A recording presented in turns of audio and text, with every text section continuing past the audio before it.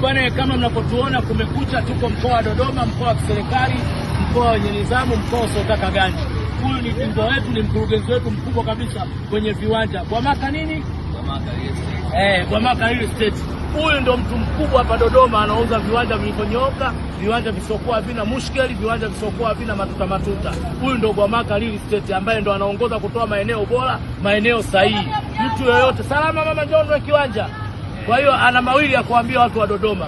Sawa bwana, kwa Januari hii ilipoanza, sawa bwana, kuna vitu vipya kwa watengenezea, kuna surprise mpya kwa wateja wake wa viwanja. Tuna vitu vingi tunataka kufanya kwa wananchi, kila mtu apate. Zamani mtu ukisikia kanunua kiwanja ni mtu mzima, baba au mama, unaogopa. Lakini sasa hivi viwanja wananunua vijana, wasichana, watoto wa chuo, kwa sababu ni uwekezaji. Salama bwana, njoo ndio kiwanja. Tuko Gwamaka hapa. Unaambiaje mkurugenzi? Hemu hape maili matatu. Una hela, changamka, fursa hiyo. Wewe ndio unafanya watu walale wakorome wote ndoto. Sana. Kama alivyosema mkuu hapa, tuko Dodoma. Viwanja vyetu tuna viwanja mradi ya kutosha sana. Singida Road, Arusha Road, Morogoro Road, tuna viwanja vya milioni 1 na kuendelea. Tunawakaribisha sana, tunawapenda sana. Warembo, mnaambiaje masista wenzenu wanaopenda kununua viwanja watoto wa chuo? Sababu viwanja vyetu vinaanzia milioni. Hata kama unatumia iPhone ya milioni 2, milioni 3, unakosaje eneo?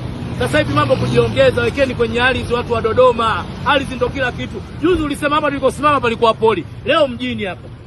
Kesho patakuwaje? Center kabisa. Dada, wape maili matatu warembo, masista du. Yaani kuelekea msimu wa Valentine, wasichana tusililie maua, tuwekeze katika ardhi. Kwanza familia. Bwana ana akili sana huyo. Valentine Day sio unalilia simu, lilia eneo ardhi. Kupitia Gwamaka Real Estate ndio watu wa kuuza viwanja bingwa ndani ya Dodoma. Eti unalilia maua, si unalilia upelekwe club. Wewe una akili wewe? Lilia eneo ardhi, kiwanja. Bwana una akili. Unaambiaje mrembo? Changamka, ni lipstick umejaza. Mtu unauza viwanja.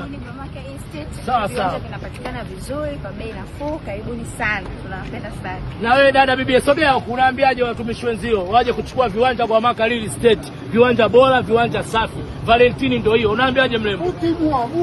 Oya. Tunakaribisha sana. Kwa sauti mrembo, wanakupenda lengo wenzio. Karibuni sana warembo.